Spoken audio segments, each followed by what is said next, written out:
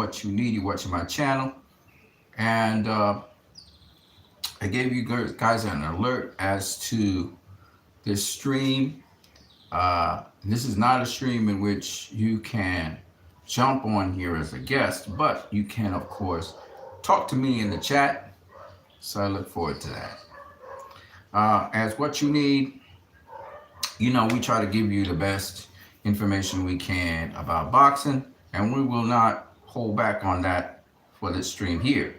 This stream is going to be about an answer sort of to Mill City.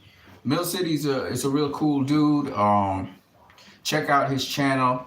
He really interviews a lot of fighters. He is himself a training coach. Really awesome individual, awesome guy. And today I'm going to answer Mill City on something that he was talking about in his stream concerning Subriel Matias, who is one of several champions at 140. What are the chances of him getting a fight, say, for instance, with Devin Haney and Regis Prograis winner?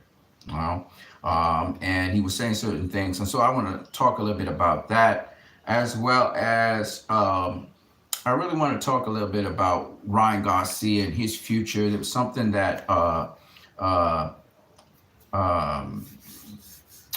can't remember your name, bro. But his a channel on here, I forgot his name though. How could I forget his name? Hold on a second. I'm gonna find his name. I'm gonna find your name. You somewhere around here.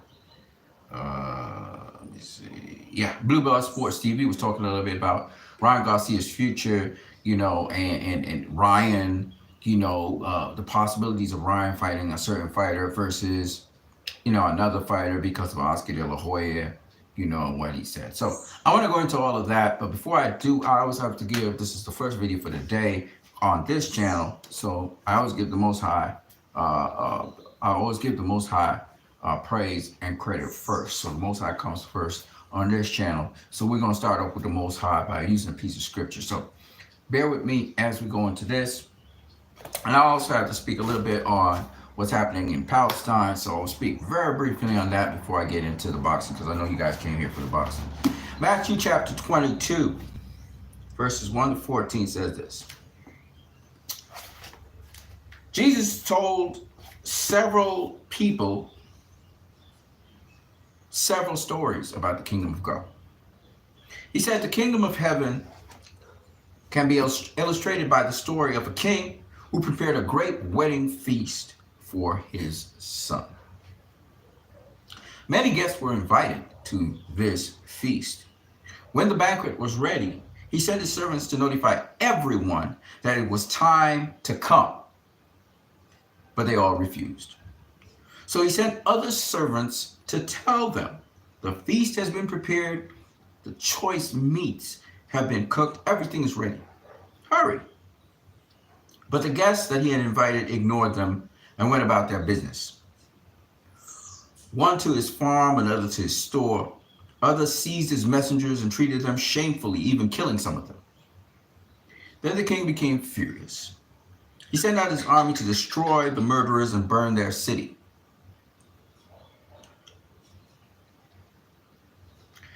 And he said to his servants, the wedding feast is ready, and the guests I invited, they aren't worthy of honor. Now go out to the street corners and invite everyone you see. So the servants brought in everyone they could find, good and bad alike, and the banquet hall was set up and filled with guests.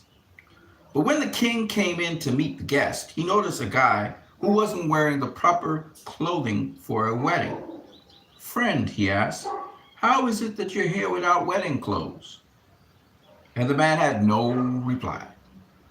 Then the king said to his aides, bind him hand and foot and throw him into the outer darkness, where there is weeping and gnashing of teeth. For many are called, but few are chosen. Why did I pick this piece of scripture? Well, because one, a lot of times, there are many opportunities in front of us. And these opportunities come because of a particular situation in life.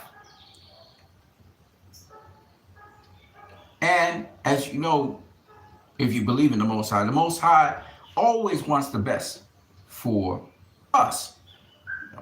We always say God is good. So when these opportunities are presented, we could either say, nah, I don't want that. And even when somebody is sent as a messenger to provide this opportunity for us, we may mistreat that person. Because remember, it's not about form. It's not about how somebody is esteemed. You dig? It's not even the format in which it comes.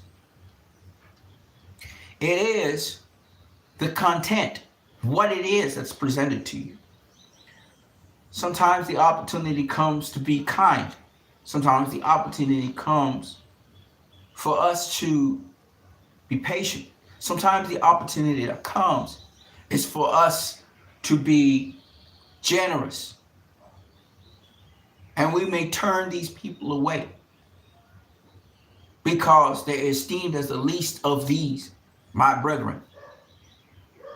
Sometimes somebody may come on the side of the road and ask you, not for money, if you could just accompany them to the store to get something to eat.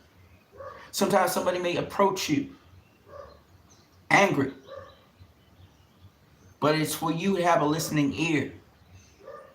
Maybe somebody that has a beef with you, for example. It may be somebody that comes to you to actually give you something, but because you know that person, you think that person is coming for something from you, and you turn them away. Or you abuse them, you curse them, or you want to beat them away. That's the opportunity. Opportunity doesn't have to be in the format you think it should be in, at a time you think it should be at. You turn them away. Many are called, few were chosen. So the king, he said, away with these guys, the people who murdered his servants. He went back and he murdered them and he destroyed their whole houses. He did to them what they did to him. Then after that, he said, go in the streets and invite anybody. So he started inviting everybody, and people came to the wedding. But one person wasn't dressed appropriately. And that person was cast out of the wedding. What's that about? It's the same story. If you don't have the attributes, when the opportunity comes to get these attributes, if you're not clothed with those attributes, then you can't be a part of God. You can't be a part of him. Now I'm going to tell you what the real story is on that story. Jesus, who was speaking at the time, aka Joshua, who was speaking at the time, y'all know him as Jesus. That's why I use Jesus, but really his name is Joshua. He was really speaking to the Jews. The Jews were the chosen people at the time. He was in Judea. He was speaking to the Jews. He was speaking to the Sanhedrin. He was speaking to the leaders of the Jews. And he was saying that the leaders of the Jews are going to reject what he has to say, and they're going to reject him. And therefore, what he has to say will be available to everyone. So the chosen, because they didn't expect the one and the opportunity to come in that format. The one and the opportunity to come at that time. The one and the opportunity to come in that season. The way how it came. They rejected him. And so it became whosoever believed him would not perish but have everlasting life. Whoever would believe him would be saved by him. But even amongst those who believed him, some came, but not totally. Because they had the same attitude as the so-called chosen ones. And so they were rejected. Many are chosen. Few are called. I'm going to get into the boxing now. But before I do, I have to speak about this. Let me say from the top, it is not Jewish and it is not of Judaism to ethnically cleanse and to commit genocide upon any peoples.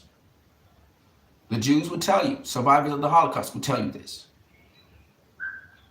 It is actually anti-Semitic to be doing what the Israeli government is doing and what the Israeli military or defense force is doing right now. This is unethical, it is illegal, and it is wrong. As we speak, since the ceasefire, over 2,000 people have died. You have to understand, these people are defenseless. They are civilians. Israel will say they have a right to defend itself. And that's baloney, because Israel right now is not being affected by anything. Their defense is impeccable. Okay, there's nothing Hamas can do to Israel right now. They have what is called the Iron Dome. They are protected. Nobody in Israel right now is being harmed by Hamas. They are invading. They are assaulting not Hamas, but the Palestinian people. Hamas is several thousand feet beneath the ground. Hamas cannot be affected by any bomb or anything that the Israeli IDF can throw at them. And so far, they really haven't affected Hamas in any significant way. What they have significantly affected has been the Palestinian people. The numbers so far are astonishing. 45,000 Palestinians are either injured or confirmed dead. Close to 9,000 Palestinians that are children have died. Close to 11,000 Palestinian children and women have died. The numbers could be higher.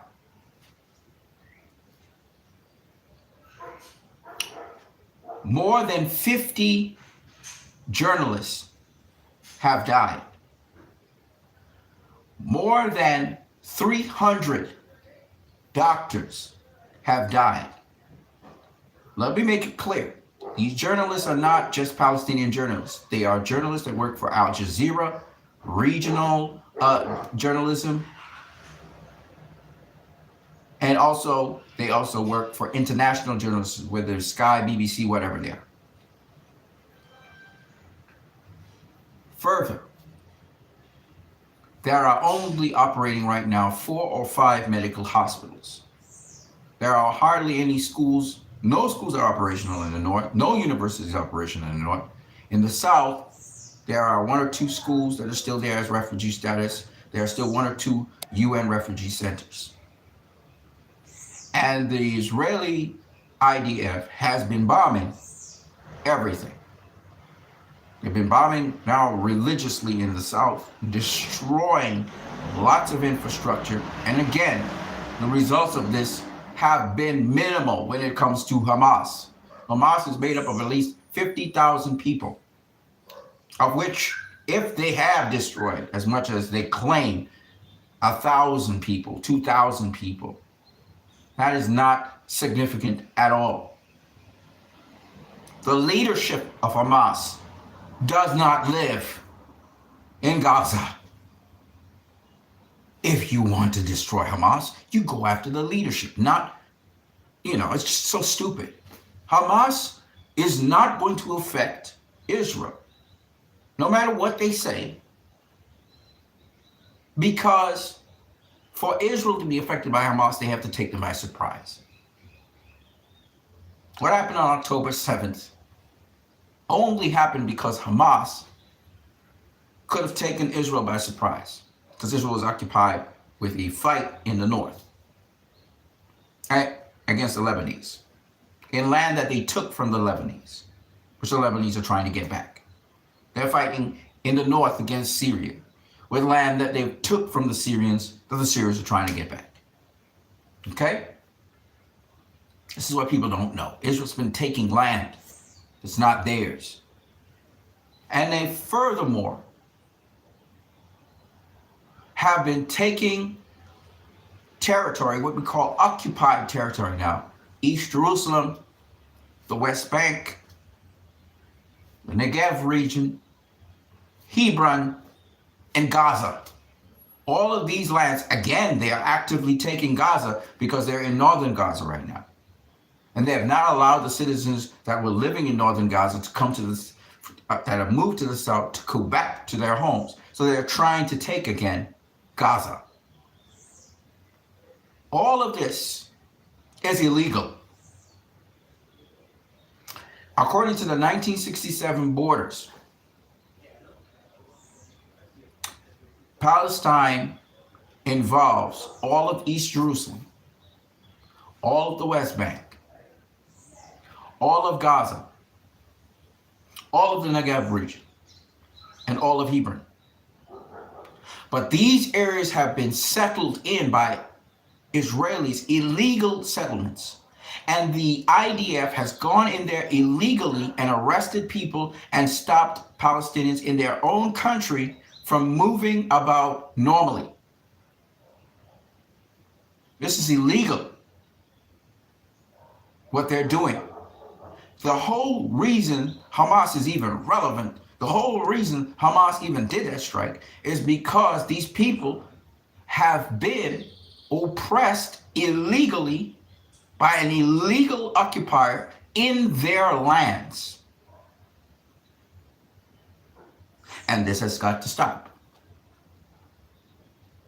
And so, if, I'm going to say this categorically, if the leaders of nations do not get their goddamn act together, we the people will strike at them in such a mighty way, without violence. We're not going to strike with violence, but we will strike so devastating a blow to the leadership of these world nations that they will not recover. We, the people of the world, have been protesting what is happening in Gaza now for almost 2 months. The Israelis, the IDF has made zero progress in really affecting Hamas. Zero. And I promise you, if they continue to kill innocent civilians, we, the people of the world, will ensure that every last one of those people is brought to justice. Every one last of these people will lose power. Every one of the last people, I don't care who they are. You could be in Europe. You could be, watch me good, because I'm pointing at you. I want you to know that we know what you're doing. I want you to know, I don't care how high you are. You're just a man, just like me. And I want you to know, it's not just me. I'm not speaking out of the power and authority of myself. Oh, no. I understand what's going on in the world right now. A lot of people are infuriated, and they're not Muslim. I'm not even Muslim. I'm a Christian. And I am so inflamed by this. This is so ridiculous what's going on. And so overt. The blood of those Palestinians are on the hands of every single leader. I'm pointing at you. I want you to know. I want you to see me, because we're coming for you. I guarantee you that. I promise you that. I promise you that. Oh, things are going to change in the world. Things are going to change. I promise you that. Because our leaders have failed us because of corruption. These men have been sitting in their little, because they really feel that they have power over us. We put you there. We gave you the power. And this is what you do with it? Oh, we're going to get you. We're going to get you good. After this, death is too nice for you. We're not going to torture you. No, no, no, no, no. We're going to make sure every time you step into the public eye, there's shame all over you. You're going to feel shame when we're finished with you. Because we will get you. Promise you that. Oh, we don't even care how long it takes. We're going to get you. Remember that. And I said we, because I know personally, I've had little discussions with a few people, and I realize this is ubiquitous. This is a consensus by the world that what is going on is wrong. That's why I'm so emboldened. I can speak like this, because I know everybody's seeing it for what it is. And some won't speak out right now, but let the tables turn just enough. And they will, all of them. Oh, it's going down. It's going down. And some people, their political careers are dead. You ain't got no political career. Forget about it. Your political career was crushed the moment you made that mistake to support genocide. And we know this is genocide. Oh, y'all in history. History. Forget about a political career. Forget about a career, period. You won't be able to work ever. We'll make sure of that, because we'll follow you. We'll track you down. Every last one of you. I promise you that. I promise you that. Okay. Let's get into the boxing. Mill City. Shout out to my brother in Mill City there. I'm sorry I had to sound like that to a lot of you, but I've seen the atrocities that have happened. And I promise you there'll be justice for this. I promise. You notice I'm saying promise. I'm not saying nothing else. I promise you there'll be justice. I promise you. And every time an atrocities happen to children, these are children we're talking about. We're talking about children that they don't even know, we have some premature babies that are dying. Children. No. You have no excuse for what's happening. We've seen it. Now, see, if we didn't see it, see if it wasn't public, you would have gotten away with it. You ain't getting away with this.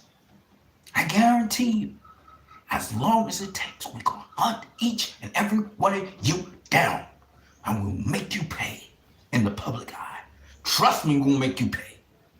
Trust me. Trust me. You can't do nothing.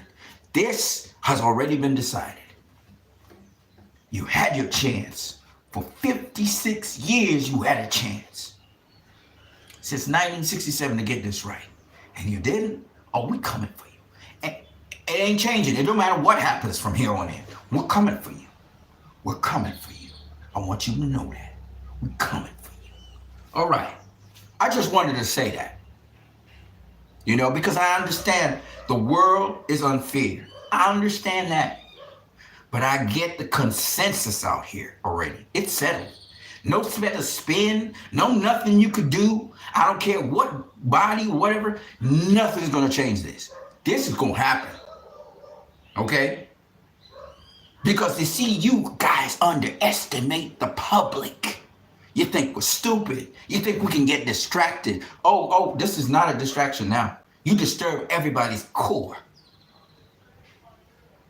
Everybody's core. Everybody's disturbed by what we're seeing on social media and everywhere else. We're disturbed. And it's stirring people up to take action in ways they didn't think they could.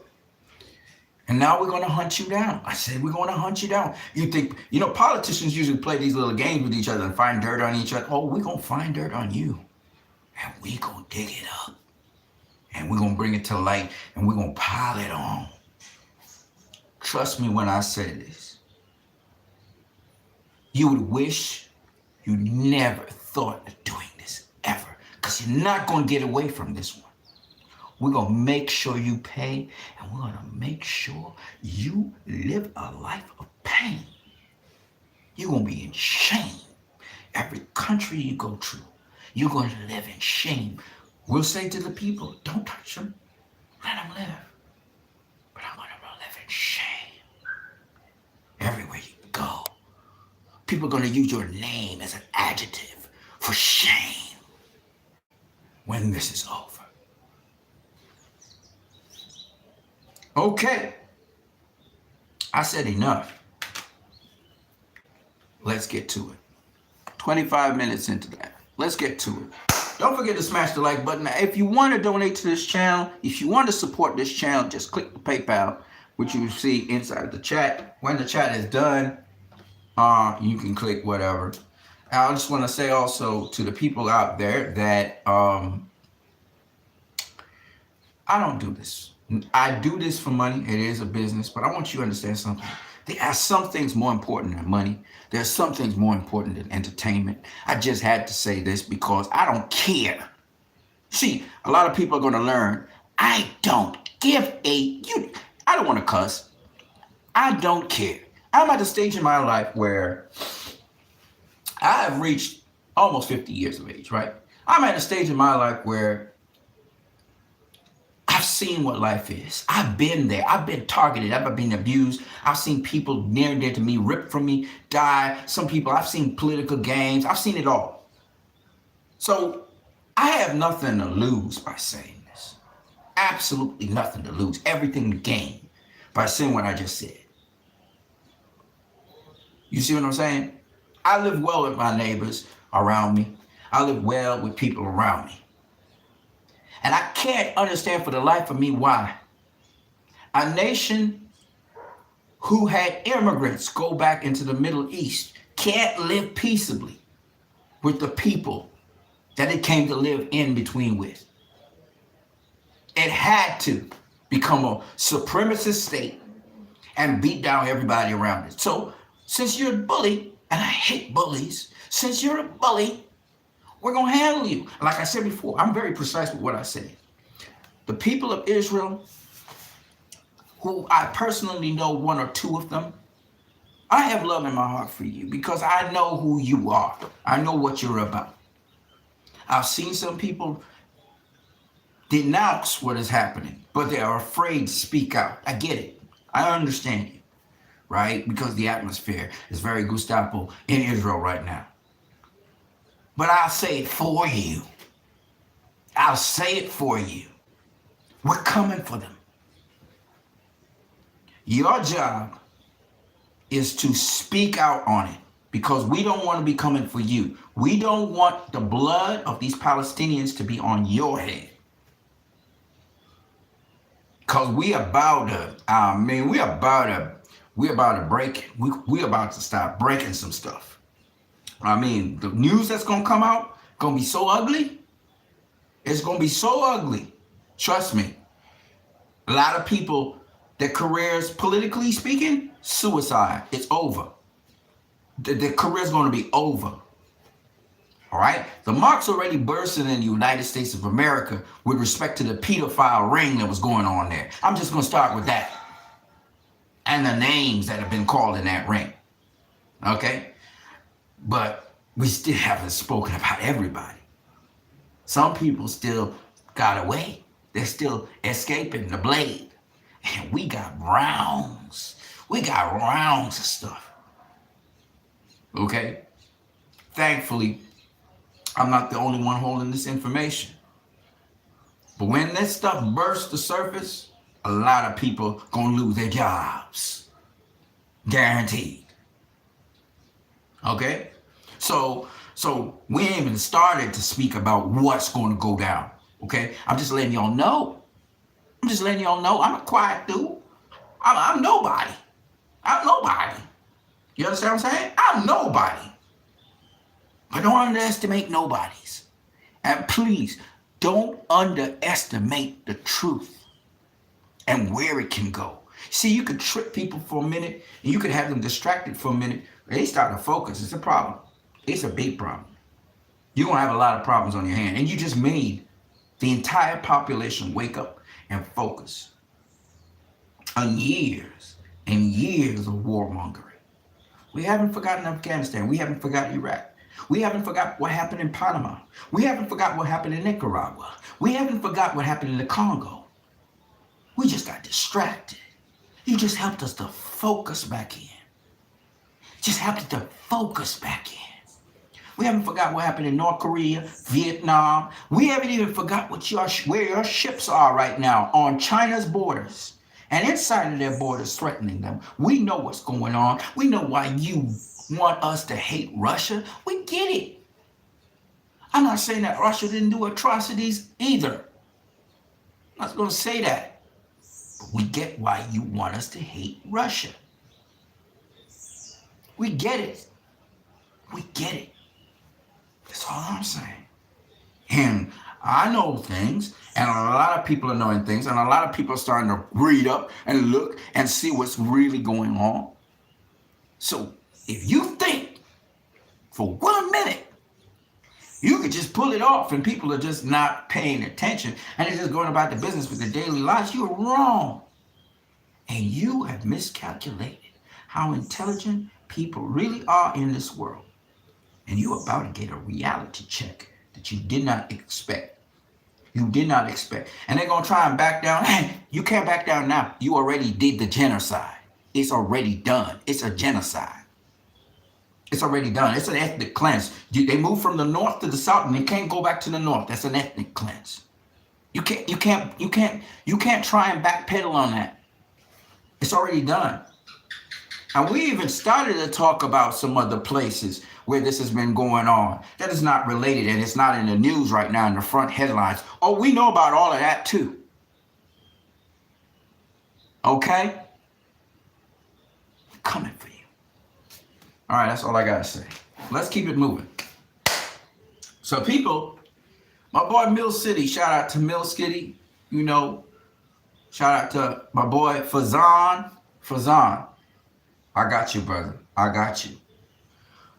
Shout out to the rest of the boxing community out there. Mill City was saying that Subriel Matias, you know, good fighter, solid fighter, strong fighter.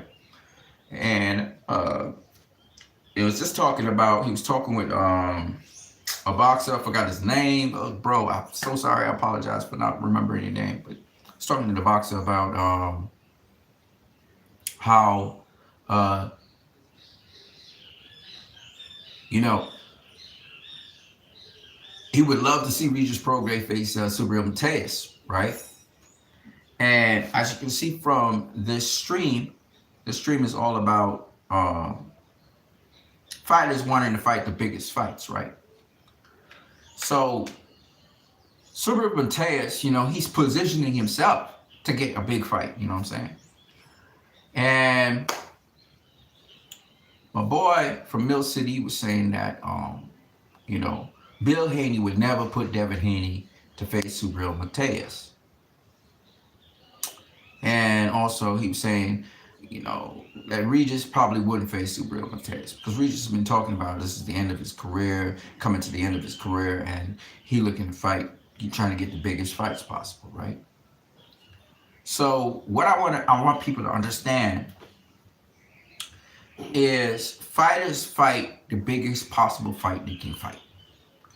That only makes sense, right? If you have put in work and you've gotten accolades, like Devin Haney took on Regis Prograis because he couldn't get Teofimo Lopez, you know, which would have been an even bigger fight than Regis Prograis. What you have to understand, it's not about the challenge for fighters. It's about how much money you can generate, right? And this has been so for a while. Now, why I excuse Gennady Golovkin from, say, for instance, facing a young, strong fighter like a Jermell Charlo or Demetrius Andrade when he was 39 years of age is because he reaching the end of his career and he looking, yeah, he won a big fight, but he, you know, the Canelo fight was the fight, that was the big fight.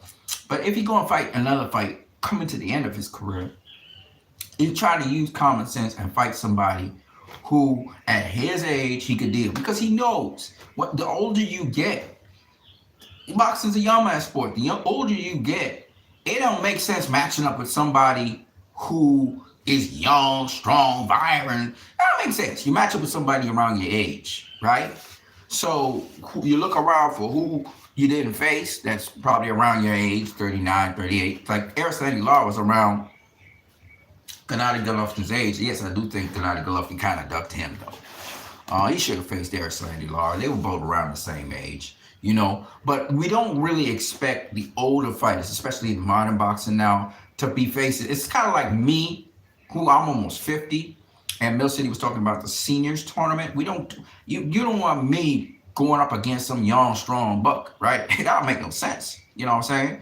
Because you want to fight somebody that is around your age, around your era. It's much bigger kudos when you fight young, strong bucks like Pacquiao was doing. But as you get older, now back in the day, people just used to fight. I want to be the best. I want to be the best. I want to be the best. Okay, we get you. But there was a time like with fighters like Marquez and guys like Floyd, even Cotto to some degree. You want to fight people. Cotto kind of fought some young ones after. But with Floyd and those guys, you want to fight the contemporaries of your era. So you want, you know, Sugar Ray Leonard fought more people his age, around his age. When he fought a young buck, he got beat up, right? So, you know, it's just what it is. Father Time is never defeated. So what you want to do is you want to match up. Even when you look at the exhibitions that happen, right? You want to see a matchup with people around about the same era. Contemporaries have probably never met each other. You don't really want to see like a contemporary of one era, even if it happens in exhibitions, facing like a young buck. That don't make no sense. You know what I'm saying? But it happens. I mean, it happens. I'm talking about a young professional boxing buck that's been, you know, at the top for a while. It happens. So why am I saying all of this? With Regis Prograis, I'm not saying that he's necessarily old and washed up. I'm not saying that at all. But I would see Regis Prograis trying to face, even if it's young bucks, he want to face like the best of the young bucks. He's not trying to fight like the second best young buck or the third best young buck. If he gets turned down by the first best young buck, then he want to face like the second best young buck. And a young buck that would give him like a big fight. You got it? It's about big fights. That's what boxing's all about, big fights. So when you know, the brother on Mill City says, you know, he doesn't see Devin Haney facing Subriel Matias, guess because he thinks Subriel Matias is tough and he would bring the fight to Devin. He's Puerto Rican, he got good power and everything. That's not the reason. Devin Haney probably would outbox him as well. Bill and Devin would just do their homework and outbox Subriel Matias. But the other reason is that Subriel Matias, he's still not at that point where it's a big fight. It'll be great. It'll be an exciting fight, but it won't be as big a fight as like a Regis Prograis fight. So, and plus Regis Prograis being a world champion much longer, he's got fought a lot more names. So he's got a much more deeper resume. So all of these reasons would be the reason why Devin Haney is fighting Regis Prograis. Now, some people say to me, who would win between Regis Prograis and Subriel Matias? Experience always wins. I mean, this ain't no if, buts, or maybe. Regis Prograis, people get it tied up. Yeah, Regis Prograis, he got his major weapon is his left hand, right? He does have a little right hook. You know, he does do different things with his hands. He does do different things with his feet. He does have skills. Don't get it twisted. Regis Prograis has skills. Okay, when people say he don't have skills, that Devin Haney and Richardson Hitchens, they're talking specifically about, you know, what he depends on, what his major weapon is, right? But he does have skills. Don't get it twisted. He's also quick twitchy. He's quick in everything. He's flat-footed because he needs the power, but he's quick twitchy and all of that. So he does have skills. So don't get it twisted. It's kind of like saying David Benavidez don't have skills. Yeah, David Benavidez has skills, right? He has skills, right? Not skills like a Demetrius Andrade or like what's his name, Caleb Plant. It's not the same kind of skills. They may be even more skilled than him, but he's got skills. He's not easily hit like people think. You know, he got some defense. I'm not saying he had the best defense in the world, but he got some defense. You know what I'm saying? So what I'm trying to say to people is, Prograis is, right now, he's the best super lightweight or 140 pounder in the 140 pound division, period. He is. Okay? Ain't nobody else better than him. Teofimo Lopez is not really in the 140 pound division right now. You know what I'm saying? Hold on a second. Right.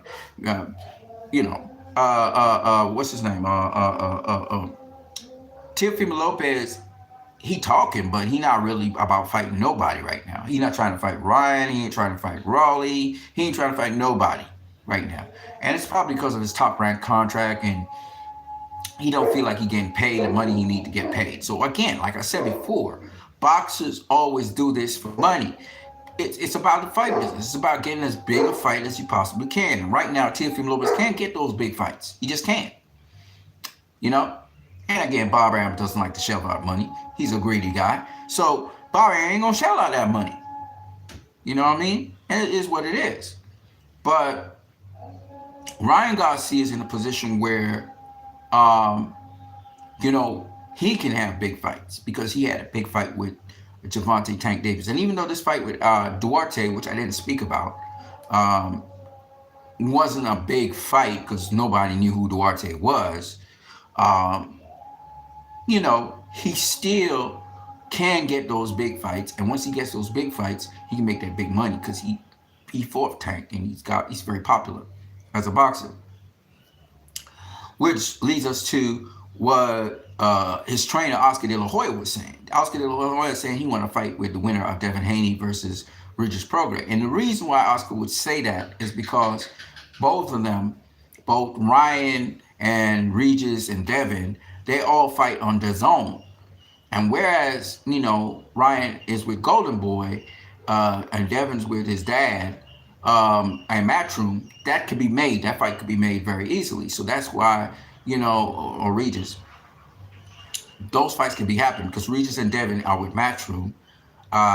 Even though Ryan's with Golden Boy, they both fight on DAZN. So that's a possible fight. That's why Oscar was saying that. It wasn't that that he's trying to, you know, down talk Ryan, what Ryan wants, which is Rolly Romero. The thing with Rolly Romero is with PBC, as is Subriel Matias. They're both with PBC. We don't know where PBC is going to have their next platform on. So they're assuming it's going to be Amazon or Netflix or one of those streaming services. We'll see. But the point is that it will be on another platform. So there's will be a little hurdle that they'll have to overcome in negotiations if that's the fight they really want to have. But remember, Ryan is a crossover guy. He was able to make that fight with Tank. So it kind of opens the door for whatever Ryan wants from here on in. Once the fights make money, those are fights that could happen. Don't forget to smash that like button. I saw somebody smash the like button, like they stopped smashing. I don't know what's going on with YouTube. Sometimes people smash the like button and it doesn't show, and then after I finish the stream, it shows. But the point is, big fights, okay? I'm not dissing Subriel Matias. I'm just saying he's now getting in the game because he's got that strap. But everybody else we mentioned have been names. They've established themselves as names. Rolly Romero faced Tank. He got stopped, but he faced Tank. And he's now a world champion. So his name is out there. He's been making noise for a long time.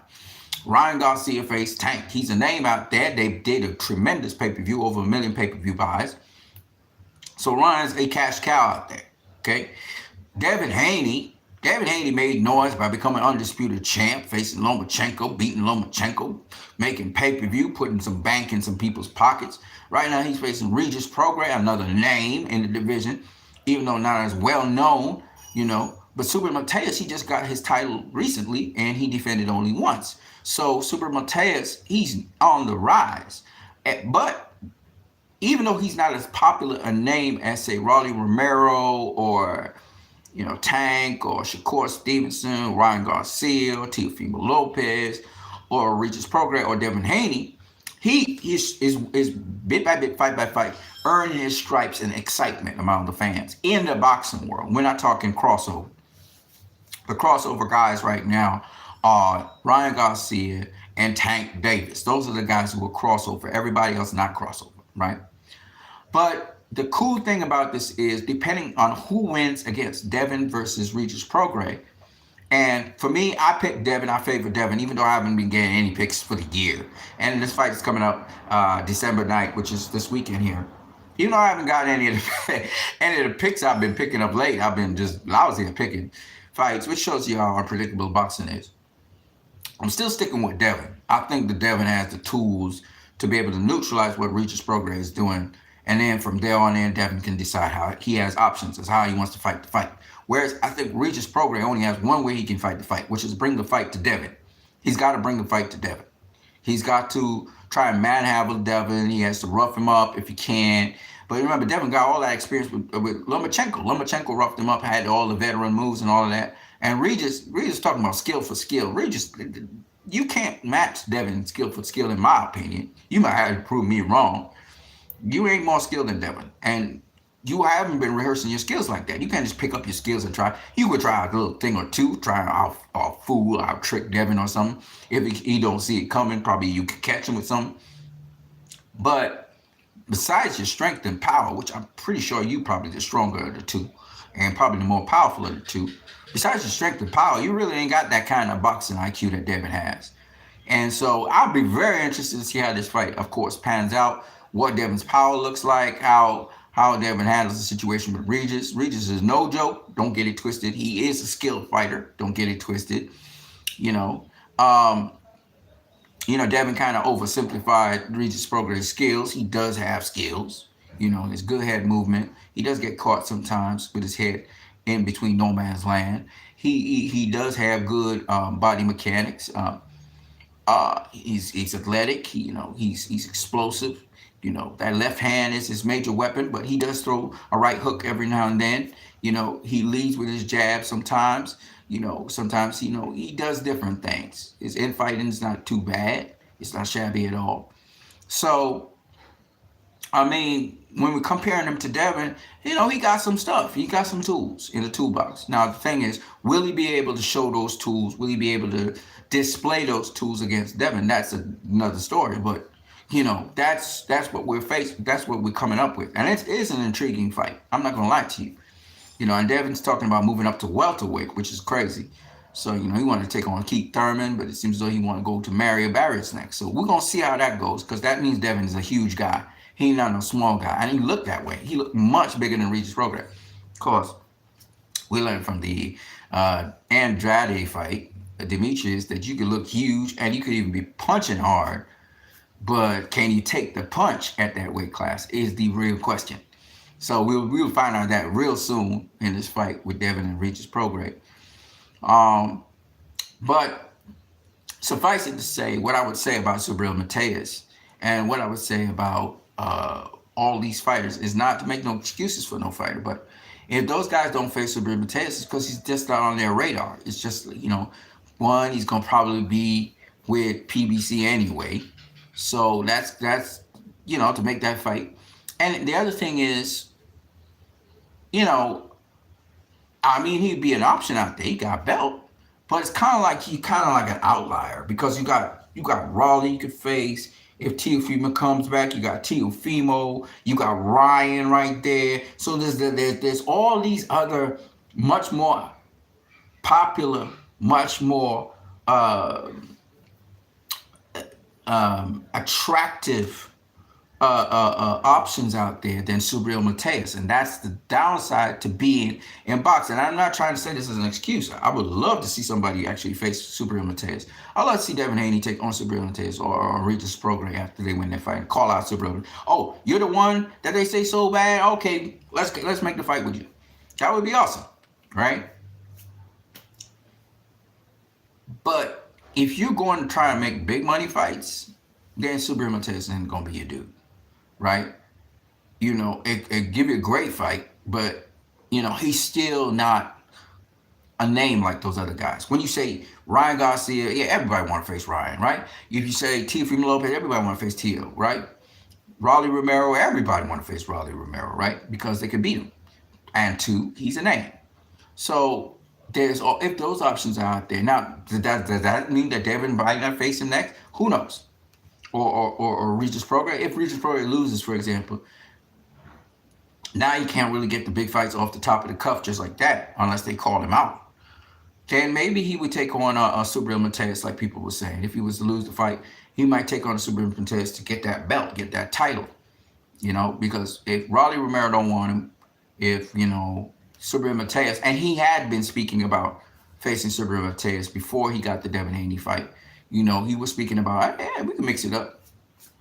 And if that fight happens, I still have Regis Prograis beating Subriel Matias. In fact, I haven't beaten him down and probably even stopping him, because Regis got explosive power. He got earth-shattering power. He got power where he can probably knock out middleweights, right? He's got serious power and explosive power at that, you know?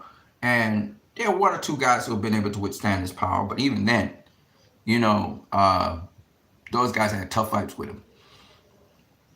And Subriel Matias is a hell of a fighter, you know, but I got Regis beating him. I'm just gonna be real with y'all, you know. But I don't think Regis would want to face him. I think Regis would want to. I mean, he did say he would want to face him, but I'm saying Regis would want probably another fight, which would be a bigger fight for him in his career. So he probably want like if he could get a Ryan Garcia fight, if he could get a Teofimo Lopez fight, you know. But if he doesn't have a belt, he probably won't be able to get those fights. So maybe he'll have to go get Subriel Matias, get another belt, become a 3-time, you know, super lightweight world champion. You know what I mean?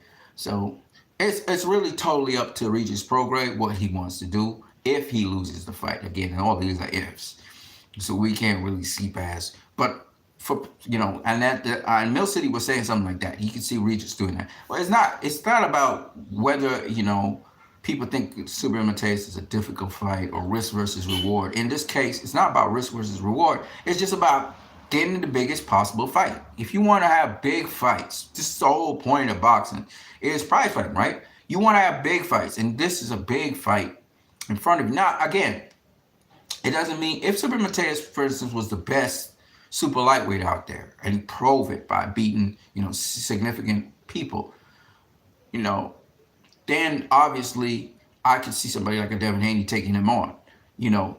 But in this case, he's not the best super lightweight out there. There's several super lightweights that are ahead of him. But and on top of that, he really ain't beat nobody of note, like real note. Like he beat, I think, a top 10 super lightweight. He's beaten one or two.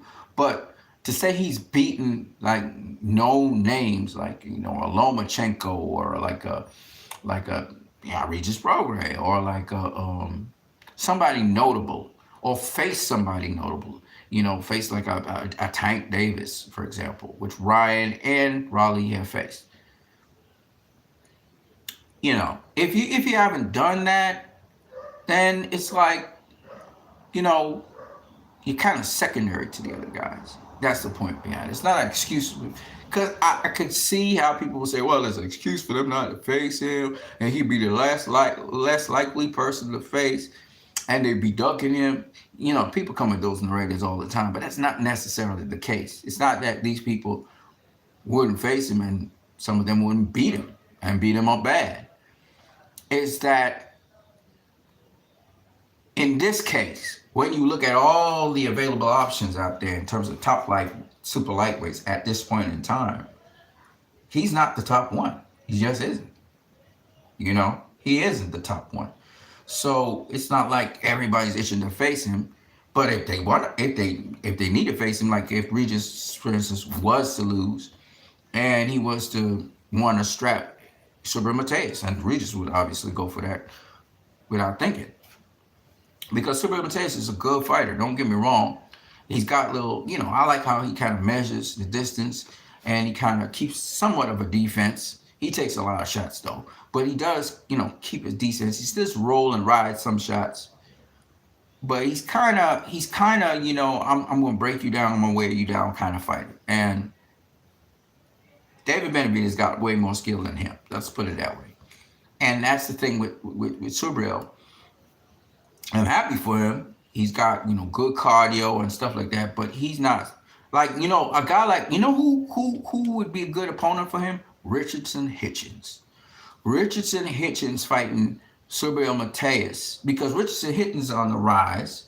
Richardson Hitchens said that he was supposed to face Subriel Matias some time ago, but he didn't end up facing him.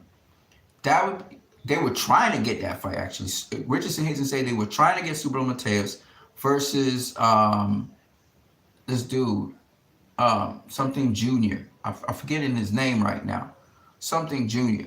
He was going to try and face Richardson Hitchens instead of that guy. I forgot what the guy's name is. It'll come to me. So he didn't face that guy. Instead of facing Subriel Matias, he ended up not facing the guy, either of them, right? And Richardson Hitchens facing Subriel Matias To me, that's a better fight because both guys are on the rise than say Regis Prograis or Ryan Garcia or a Raleigh Romero versus him. Even though I think Subriel Matias versus Raleigh Romero would be an exciting fight. I would love to see how that would go. Right? Or even Ryan Garcia versus Subriel Matias would be interesting. Right? All those fights would be interesting. But I think T would beat Subriel Matias. I think Regis would beat Subriel Matias. I think Devin would beat Subriel Matias. I think Tank would beat Subriel Matias. Because Subriel don't really have no set of, he doesn't really have anything special. He has no special effect. What you see is what you get. He's tough. He's strong. He keeps coming. Yeah, okay, defense. We'll actually get hit way too much. There ain't really nothing special about him except he's tough. You know what I mean? He's a tough fighter. He brings it. He brings the pressure. That's about it, really. You know, he got good power. You know, he can crush you.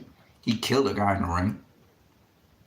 He has good intensity, but to say is something special about him, I don't really see anything special in him. Maybe I'm not reading this right, but I don't see anything particularly special about him. So you know, as tough as he is, as strong as he is, he don't really have the greatest jab in the world, but he mostly fight on the inside anyway. So his jab is to get to the inside and break you down. So I mean, Richardson Hitchens got special effects. He got all kinds of things going on. I would love to see Richardson Hitchens just dissect him and neutralize him and just beat him up. You know, a guy like and I was expecting that from Demetrius Andrade versus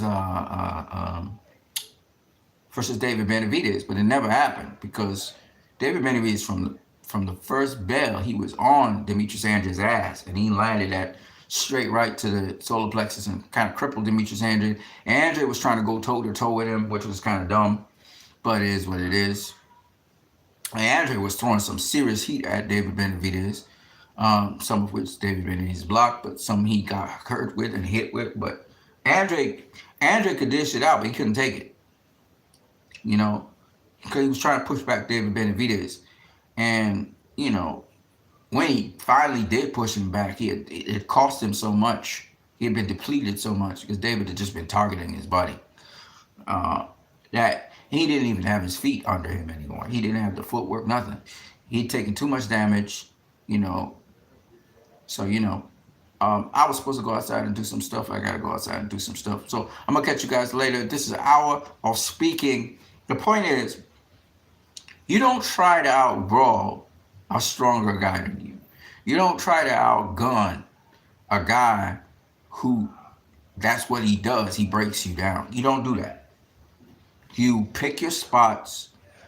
You attack when it's necessary, when the person's not expecting you to attack, and you don't stand directly in front of that opponent like that.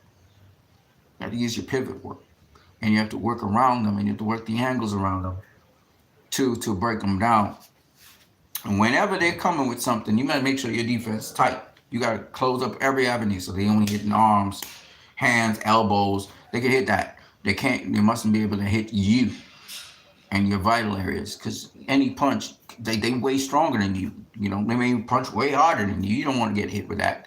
You know, you prefer to feel it on your shoulders, your arms, whatever, but not on your vital areas, because that will suck energy out of you, especially if you're not stronger than them.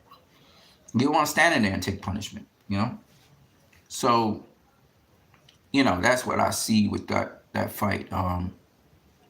So Subriel Matias, for example, you want to mix it up. You want to box him, but you also want to dissect him. You want to be able to wear him down first. You're targeting particular areas like his solar plexus, like his, you know, his body. You're targeting his body, but you're mixing it up. You're doing like you're going to go to the body, you go to the head. You know, we know his head's hard, but you still go to the head. If he's got that two guard coming at you, you know, you do the special effect. You flick the guard back like Manny Pacquiao is and throw. You're throwing like you flick it back with the right hand, for example. You probe with the right hand, flick it off, and you come with a jab. straight down the center. You have to be able to be, you have to have special effects to beat these guys. You can't just come straight up and down because that's what they do. And if you go straight up and down with them, they're going to beat you. You got to have other things. And that's the thing. I know Richardson Hitchens, he knows how to alternate the lead hand. He knows what to do with the lead hand. You know, he knows all the little angles you can do. So, for example, if you lead with the, I'll give you a little trick. This is a trick. So if you lead with your right hand, for example, it leaves your left hand open to throw a left hook, right? Because you're leading with the right hand instead of the left hand. Usually what comes after our right hand? A left hook. I'll show you. So jab, that's the 1, that's the 2, that's the 3, right? So if you lead off with the 2, you could come back underneath with the 3. And when you lead off with the 2, you're not leading off with the 2 just like that. You're leading off with the 2 off the angle so you can come back with the 3 up the middle. You understand what I'm saying? I wonder if you guys understand what I'm saying. But all I'm saying is that, you know, it's all these little tricks and intricacies. You're not standing directly in front of the guy. You're constantly pivoting. Your feet are constantly shuffling. You're not standing in front of him. You don't stand in front of an opponent like that, right? Especially if you tasted his power on your shoulders, or you've tasted his power by him jabbing on your glove. You know, you throw the glove out there, and he jabs the glove, right?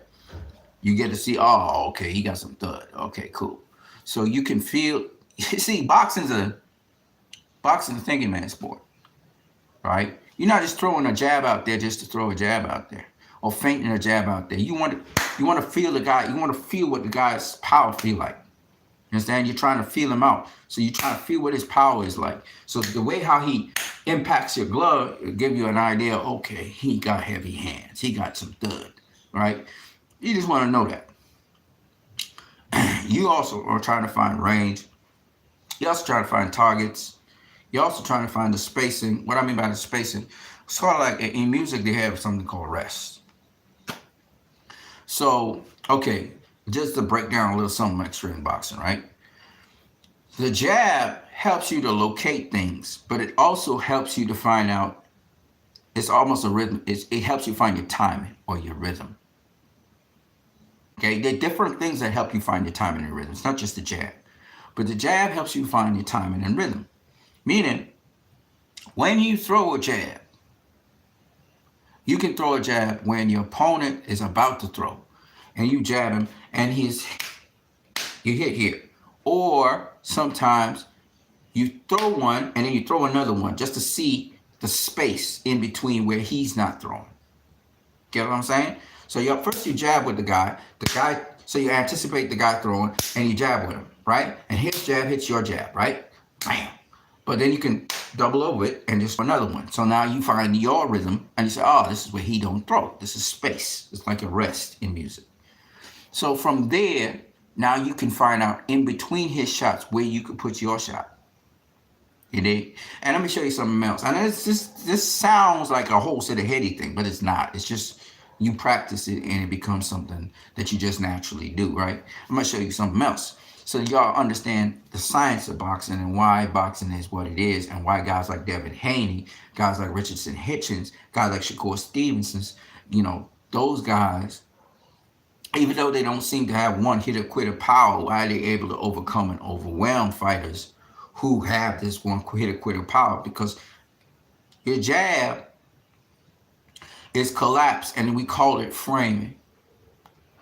So when I frame my opponent, the only difference between a jab, and let me say this is another thing. This is called special effects, okay? A jabbing hand, or the jab, what we call the lead hand, can do many things.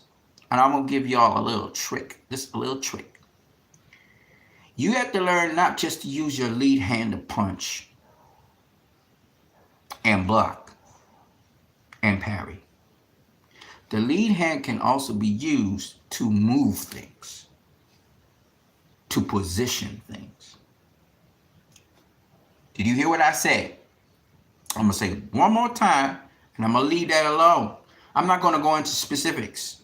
There's a lot of specifics on that, but I'm not going to go into it. I'm just going to say that and leave that there. You go do your homework on it, right? The lead hand is used to position things. Okay? Now I'm going to tell you about the collapsed lead hand, what we call framing. The collapsed lead hand is what y'all call elbowing somebody, but it's really your forearm. This is your lead hand out here as a southpaw. I'm being a southpaw right now. Let me be an orthodox fighter for a second, right? This is your lead hand here. What you got to understand about this is when I'm in close, I can't push this out and extend it, so I collapse it. And this is called the frame. Still the lead hand, but it's called the frame. So I now frame with my opponent in close. Now I want you to understand something. The lead hand can manipulate using the fist, the wrist. They can all use to manipulate your opponent. Literally move your opponent's lead hand, move your opponent's defense. And the collapsed hand can also do the same. They call it framing. You can position your opponent with this arm, keep your opponent from firing on you. You can position his body with this arm. Depends on what level it's at. It could be up here, it could be down here. And think of it as the extended guard, because it can be used for defense. The extended guard versus the retracted guard. The Philly shell is this, then you got the extended guard like this. Okay? So the advantages of the extended guard are just like the advantages of the extended lead hand or the extended jab. Similarly, the contracted lead arm, or what is found in the Philly shell, has advantages as the frame arm, or what we call the collapse arm. So you have to understand, when you're fighting on the inside, that's why you see Mayweather, he always have this arm up in here on the inside and his body here. On the inside, this arm can be used to manipulate a person's body, move a person's body. And also, you could also manipulate it and move it with your lead hand and get shots in. If you look at Floyd versus Arturo Gatti, for example, Floyd lifts the elbow and then starts with his lead hand, and then he starts to attack the rib. Again, his lead hand is used as a manipulative hand. You're manipulating your opponent's body with your lead hand. And that's a practice of dexterity that's called a special effect, because you're going beyond just punching. You're going beyond just targeting. Now you're actually influencing and controlling the environment. And that's what we talk about when we talk about special effects. And I just told you a little bit about manipulating your opponent with the lead hand, because there's so much more. I'm going to catch you guys later. I'm what you need. Peace.